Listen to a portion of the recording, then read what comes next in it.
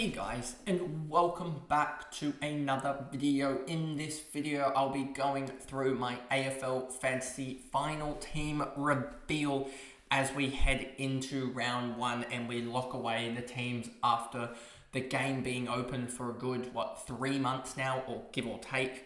It's been a long time, but we're finally at that point now where we can lock in the team and get into the proper season. So anyway, let's jump into this video. So first of all, I just wanted to put a heads up because it seems when I put these heads up for the league code that a lot of people jump on. So anyway, here is the league code here for anyone watching along on YouTube. You can see it on screen, D7LWHTEK. That is the league code to jump in the just general. It's a general fantasy. It's not head to head. It's just an open league, and I think there's about 50 of you, give or take, in the current league. Yeah, 53 in the league here, and yeah, it's just a general league there. A general open league, not head to head, and so yeah, there you go. And anyway, let's jump into the team reveal. As you can see, for those watching along, 67k available in the bank, and there's probably only, without rookies, only one difference, or sort of one that I'm chucking up. What do I do? And you'll see that in the next couple of minutes as it is in the defender line. So first of all, I'll just do the full defender line, to be honest with you. Can I make this a little bit bigger for you guys? That's probably the best for you. So Harry Sheezel, D1, I think I've pretty much had this set the whole pre-season and season. I don't think he's moved out of there. It's just simple that, he's going to be the runaway defender if we just look at this, and I've said this countless times. Whitfield has a 99 in his system anyway, but it's not, obviously that's not going to count, but I just think that he's going to probably go 108, 107 probably, and Harry Sheezel is going to be a guy well ahead. Dane Zorko probably has that early buy, doesn't have the early buy now, I keep on forgetting that. He's probably going to be impacted by Kitty Coleman, so that's probably 5 points or so. And then you've got other guys, I think, there's Nick Martin probably gets forward status, and some other guys who's up there in terms of the early buy. I can't think of anyone, and Flanders as well is injured anyway. So we'll get to the other guys when I reveal the other parts of my team. But Harry Sheezel there. Then we go straight down to Jaden Short. I just think that there's so much value there.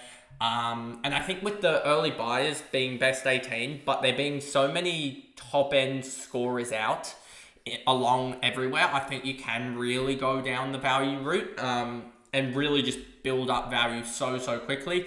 And it also just gives you the ability to start flicking stuff around, and you'll see, I think in the midfield that I've got quite a lot of mid prices, I would say. A lot of guys in this 700, 800k range, whereas you can move them around. It gives you greater flexibility to get to the better rookies because there's just a lot of uncertainty, I feel like, and basically locking in the structure and giving myself 67k spare, it will just enable me to get the right rookies where I want them. So that's why I've gone straight into sort of mid-pricer.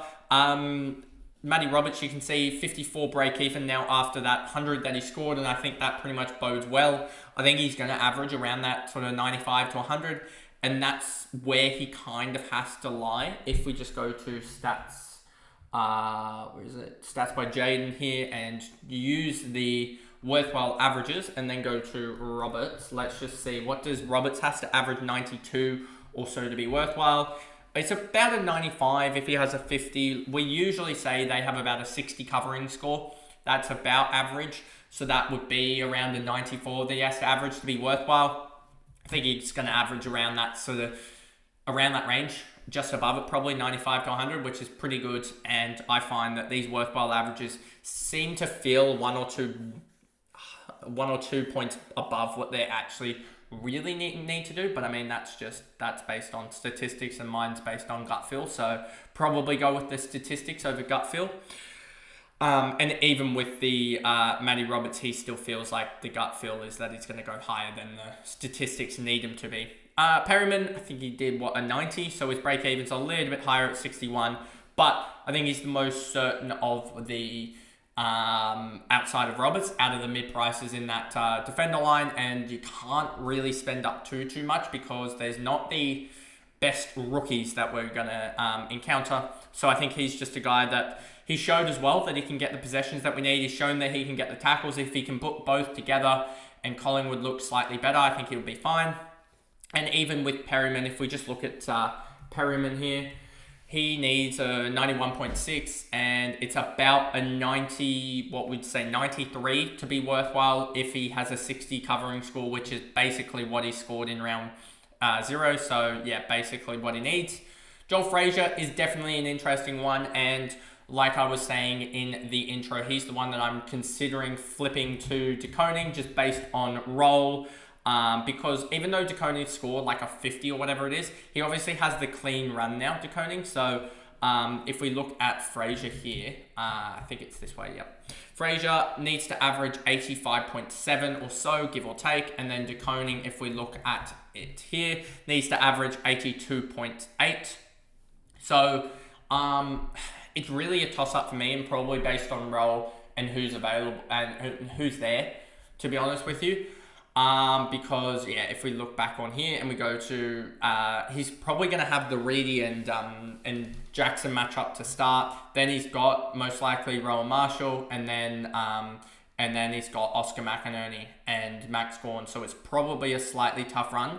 But in having said that, he doesn't have the early buy, and also the fact that I think when he rucks, he goes about 80 or so. So we'll just have to see the makeup with Geelong, but he's probably the one change aside from some random rookie popping up in a really good role that would push me away from Frazier, I feel like. And then these back three in terms of the D6 to 8, I'm pretty set on, to be honest with you. Pryor, Reid, and Trainer. I don't like the look of Allen in terms of his scoring potential. It looks like he's more locked down, which we just don't like. Trainer looks like the ball's just going to be forever down there in Richmond's defensive 50, so he's probably going to get it, especially if they slow it down. Him and Jaden Short should get a lot of it. And then we know that Essendon like to chip it around, and Pryor is set to debut, so he is going to debut. I should phrase that differently. We got that notification about 5 minutes before this recording. So he's going to debut. Obviously, Zach Reid's going to be there, or that would be chaos if he wasn't. So, those two are going to be there. Probably all we need out of these defenders is honestly a 60. If these guys can just put up 4 or 5 weeks of 60s, it'll be fine. And that's how weak this defender line looks like without Hooley not going to probably be playing. Bo Allen's scoring potential looks horrific. Let's actually just look at the bottom end most owned defenders. James Leake as well probably gets 2 games. I did think about starting him and then just flicking him because of the cash generation, and you could probably consider that in maybe the sort of in the utility spot, I would feel like. But then again, I feel like you just want the other guys. So we'll see about that. He could be a guy that comes into the utility spot, as I forget who I actually have currently in there. Anyway, let's move on to the midfielders here. This just shows how bad the defenders in terms of the pricing. Let's just look at the 200Ks. Gipkiss is out. Nguyen's not going to play, given that they already had the debut announcements. O'Connell, we haven't heard anything about St Kilda, so probably not. El Hooley, not going to play. And then you've got Bo Allen and Leake there. So the midfield here, Dawson. I thought about this, and I could go Sarong as well, because based on the matchups, and I might actually just do that just because it gives me more cash, and I like cash. If we just go 900Ks, Dawson, Brayshaw's down there, Sarong's at the about 10% owned, 9% owned there. So you could look at this. He does have Sydney in round 2, but look at this start to the season for first 5 rounds here. Not going to get tagged here, you wouldn't expect. And then Sydney probably gets tagged, but they could go Jordan Clark as well. Then he's got Eagles, which he's going to run rampant. The Bulldogs, which they look horrific. They don't really have a defensive midfield. Well, they have Libba, but he's not that locked down. And then he's going to run riot against the Richmond Tigers. So it is a toss-up between him and Dawson, to be honest with you, for that M1 slot. And Dawson, doesn't really have the most kind fixture, I would say, to start. Adelaide's Oval against St Kilda, Essendon at the MCG, and then also North Melbourne at Adelaide Oval, and then he gets Suns. But then he potentially is an upgrade target in round 5 against Geelong, but then he has the tag or potential tag against the Giants, but he probably won't get tagged. It's just, I don't know who to go out of these two. See, that's not what I want. So that'll be a big decision to be made. And that's probably one that I'm also tossing up a little bit in terms of who do I start at M1, because I've had track in my teams at some points, but that was just probably too mid-pricer heavy. And so, I just don't know if I want Sarong or if I want Dawson. So that's another one so you probably see 2 or so differences. And I'll probably put a poll up about the M1 here with Sarong as, Dawson feels like a guy that should be able to score well. But we'll just see about that. Let's just keep Dawson in there, and then we may change it on the Thursday or Wednesday about that. Rosie, he had a stub toe from a Horne-Francis hip drop, but he should be fine. And the value's just there. Playing Collingwood look horrific. Then he's got Richmond. So, it's kind of almost like I want to just attack the matchups with Sarong, but Dawson's ownership is slightly scaring me a little bit. But, we'll see about Sarong or Brayshaw, who they're probably in the conversation for M1. Oliver, he's fine, totally. 77 average, he should do a lot better than what he's priced at. Finn Callahan's coming in now. Based on that preseason game, I don't think Tom Green returning impacts him at all. Let's actually just go to DFS and show the CBA, for GWS, and show you who I think it impacts once I grab it up here. And how good does DFS look with the new server or whatever it is that they've got for it? It's so much cleaner and it's back to its best. Josh Kelly, I think, just pumps out to the wing. And Callahan, obviously not going to hold 88%, but I could see him holding 70% CBAs. Simple as that. And I think Josh Kelly just moves out for Tom Green. And that's why I think that Finn Callahan we're seeing a massive role change. He had, I think I talked about this in the game review yesterday, but that role change, that 30% CBAs, it gets him off a dead wing, and that just helps so much. So, I feel like he's a guy that could average 95 or 100. And that's all that we basically need. And he's going to get that early cash generation, obviously, with the 50 break even now. And I feel like he's just a guy that you can obviously move to Chera or something like that, but a guy that I'd start. Will Day, another guy that I'm pretty, I want to start. Obviously has Essendon in round 1 next week. This week, and that should be fine. To be honest with you, no taggers there. Carlton, their best tagger that's fit at the moment is George Hewitt. Then he's got the Bedford tag. Then he's got Drew. He's not the biggest tagger anyway. And then he's got a pretty open run anyway. So what's he copping? Realistically, one tagger in one. What are we going to say? 1.5, maybe 2 taggers in the first 8 rounds, including a bye. So 7 games, he's copping 2 taggers. That's actually not the worst ratio anyway. And he was off injured or slightly hobbling, I guess, in the third quarter. So the biggest worry about Will Day's probably injury, not even tag-related stuff, is he doesn't play Sydney. He's already played Sydney, and I don't think they play again. So he's already got through the hardest tagger in the comp. McGuinness, the other hardest tagger, is on his team.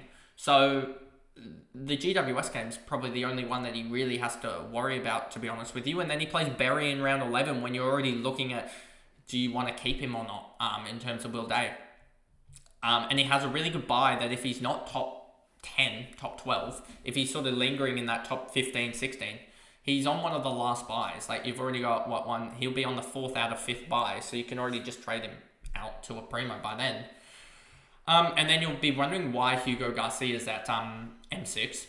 And the biggest thing is that he looks the best at M6 compared to one of the other guys, in terms of just the forward line and in terms of price. And secondly is because I wanted to get the third rookie I didn't like in the midfield, and I wanted to get one of the rookie slots into the forward line just to be able to juggle between Stone, Davidson, and Warner, I think, is there currently. but I don't know exactly, but I think that's the combo that I have there currently. So that's the reason why, rather than going Lindsay, O'Sullivan, Ashcroft, etc., and then having that extra 230k midfielder would be probably Boxall alongside Camporelli. But yeah, I'm happy fielding any three, all three of Lindsay, O'Sullivan, and Ashcroft on field. I just don't want to field them all together on field. They're all. I should rephrase that. They're all fieldable options. I just want to have one on the bench. To be honest with you, given that they're gonna face toughish matchups. Like Ashcroft has Sydney, which probably tough. So you probably want to target. You could probably target Lindsay in round one. But yeah, that's basically it. And then Camporelli, he's been named already, and he has Richmond. So you could even put maybe even a Camporelli over or potentially even a Finn O'Sullivan type of scenario there, just because of that matchup that he gets. And then you get down to the ruck line, and I'm pretty sure this is pretty stock standard for the ruck line. If we go to ownership, Max Gawn's ownership is going up. Tristan Cherry's ownership is going up. Tristan Cherry's ownership is going down. It's gone down 1%, I believe.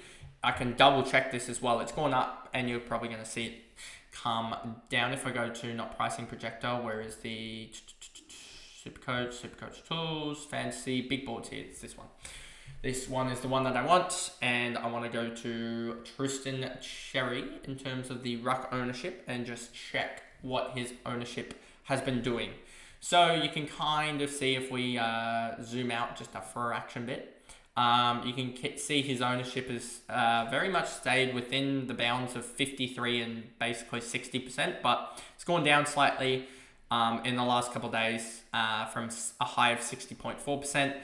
And that's mostly due to Gawn going up a little bit. If we just zoom this out here, you can see basically in the last 3 or 4 days that Gawn has gone up from a low of 11% up to 14%. So we'll see how this one goes. Obviously, they're pretty much Gawn and Cherry interchangeable. I would like Gawn for the run, but it's just hard to go against Cherry with such a high ownership.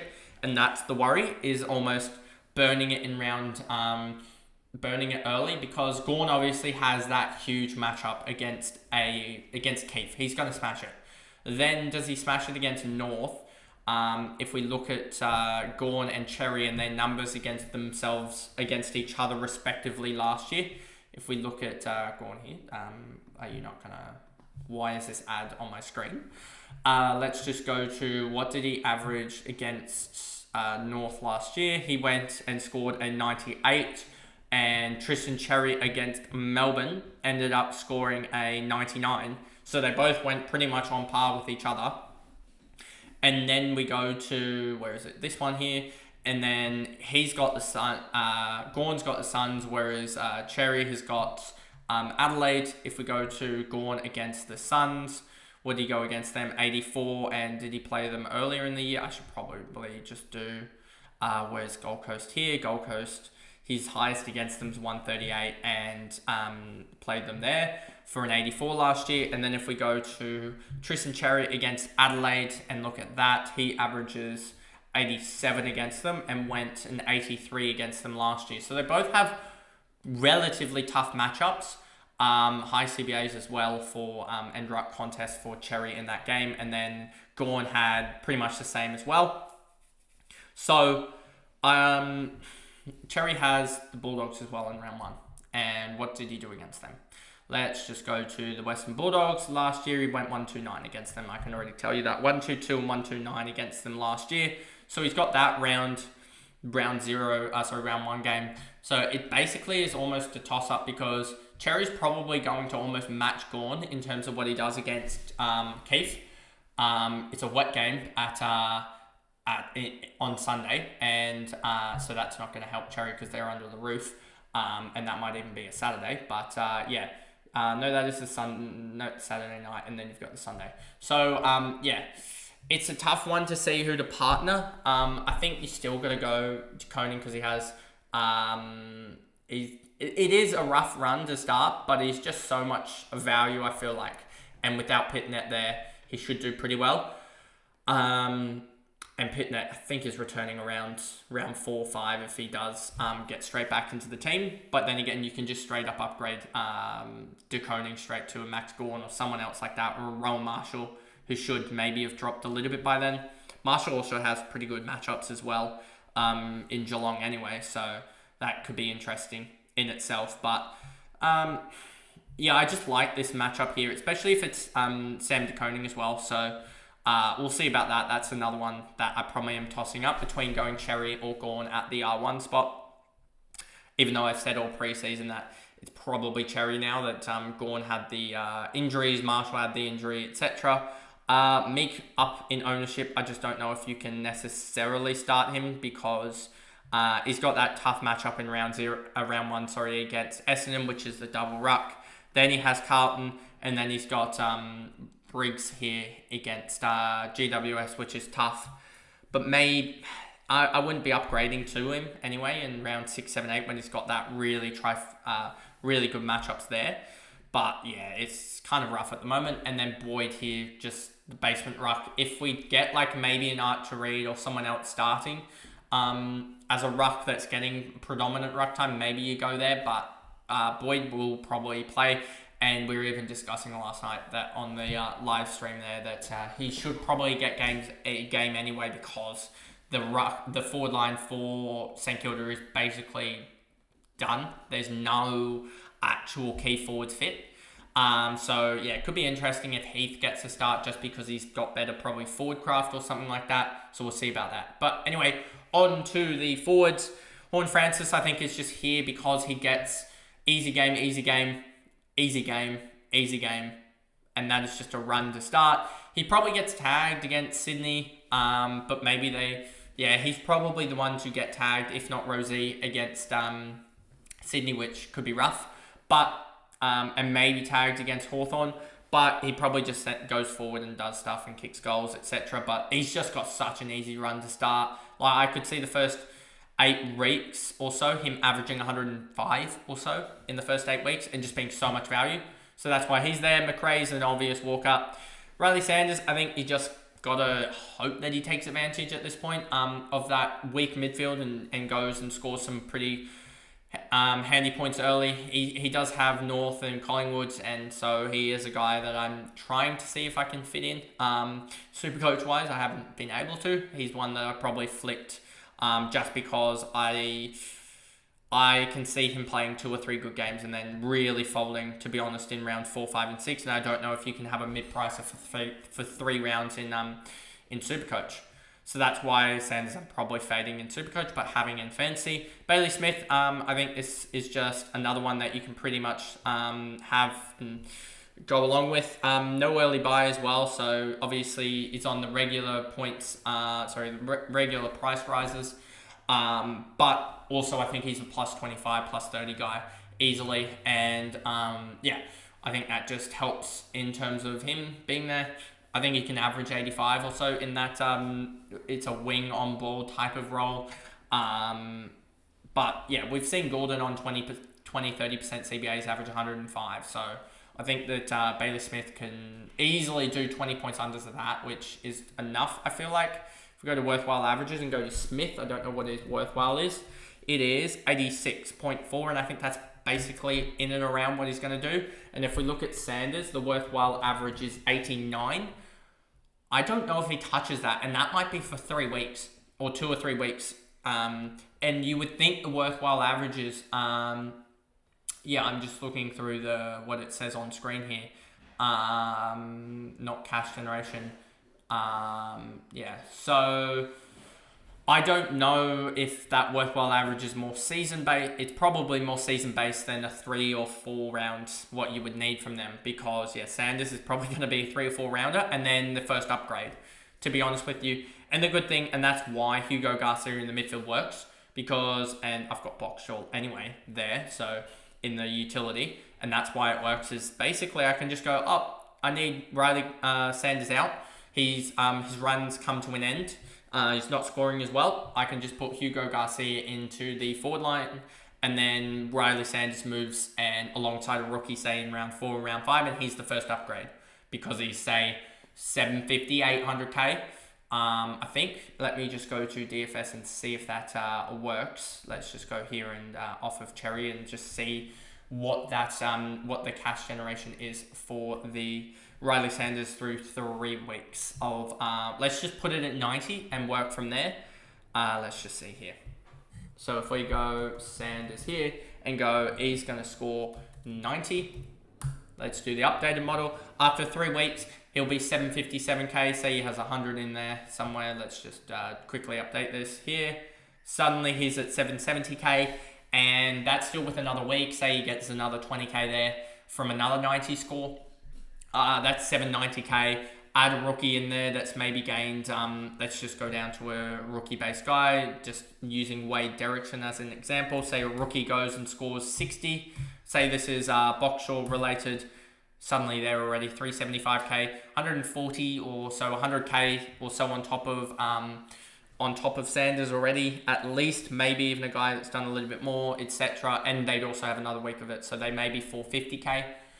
450k rookie down, that's about 180k saved, and you can almost get a guy for 990, 1 million, give or take. Maybe that's your way to get to a Petrarca or something like that from a Sanders. After 3 or 4 weeks, you like what Petrarca's doing, etc. So you could do something like that as your first almost upgrade, or you could look at the back line or something like that. And upgrade there. There's plenty of options there that you could do with it, and that's suddenly how you're looking. So that's why I think Sanders isn't a start in Supercoach, just because it's maybe 3 or 4 weeks that he gets, because Treloar's back around round 3. Smith we talked about, Daniel's a walk-up, and then I think most people have Davidson and Stone, and then a lot of people will probably have Kako. I've gone with Corey Warner just because, even though he scored, I think it was a 50 or so? What was Warner's score in the end? I don't even remember. Let's just go to, I can actually just do it through here, I think. Let's go to forwards, and then I can grab up Warner's stats here. So let's just bring it up here. Warner, he averaged, let's just see, he got himself a 42, which isn't the worst, isn't the best, but you're getting that initial cash generation. And if we just go to fantasy in terms of the forwards, again, I'll run this as well with the likes of Kako and Corey Warner, just to show you. Kako, if we say he's averaging 60, which I think is definitely doable for him, and then we go to Warner and say he even averages 42, suddenly they're basically, for Corey Warner doing the exact same as Kako, Corey Warner doing 18 less than Kako, I think it's the same cash generation. Let's just go back to Kako, 26k, and say if Corey does a 60 here instead of the 42, say he does something better, he's already gapping Kako by 16k, and then the week after, where's Kako here? Kako gets 43k, he gets 54k, suddenly he's already, and then 56k, so he's already pretty much by the round 3, I think it is, that's round 1, that's round 2, so by round 2, he'll be at 353k, and Isaac Kako 373, so there's 20k difference, and they start out, I think it's a 47k difference, so that he's already caught up 27k for being at the same price. The 47k difference, and he catches up 27k, and he hasn't even satisfied yet, so it doesn't matter at that point. So you're catching up 27k to the crowd if they both do the same, which I think is viable.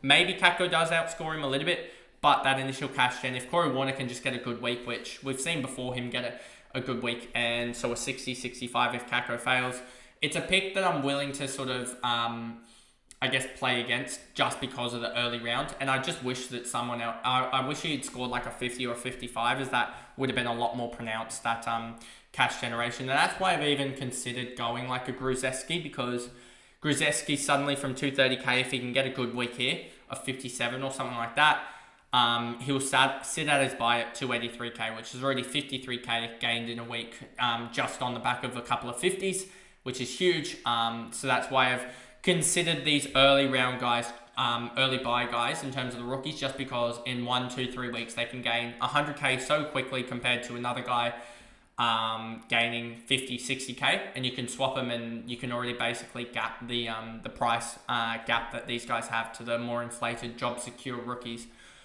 And then Boxall in the utility. So that is the AFL Fantasy team reveal for 2025. Obviously, there is the Fraser versus SDK debate, Dawson, Sarong Brayshaw debate, and then the Sherry and Gawn debate. I feel like still left to settle. But in terms of the overall team, obviously the rookies will, as we say, dictate structure. We know at the moment that we've got so far, Connor Stone hasn't been named for round 1, but we expect him to be named. Corey Warner we expect to be named. Then you've got Lucas has been named. Who else has been named? We know Layla, Trainer, and Armstrong have been named already. Pryor and Kako have been named. So you're already starting to see these rookies be named. And team lists come out on the Thursday night. So we'll get Wednesday night for the Carlton versus Richmond game. So you'll get the obvious sort of players there. We already know the rookies there anyway. And you'll get the structure there for, that doesn't really matter we already kind of know the ruck matchup and everything there. So you'll get that. Maybe it's just where Layla's going to play. And then Thursday night you'll get the everything, and you also get the confirmation of the sub for the Richmond versus Carlton game, and we'll also get the extended benches for the Sunday game. So it's just a watch throughout the weekend and on Thursday, especially when the sub comes out at, I think it's 6:40. That sub will come out at 6:30. Sucks that there's still a sub rule, but the sub will come out at 6:30. 10 minutes after we get the that'll be about 10 minutes after we get the teams named from the Thursday night, etc. And then obviously the Friday, Saturday, Sunday, we'll get all the teams progressively named in terms of their sub and everything, their bench, who's missing out from the extended bench, etc.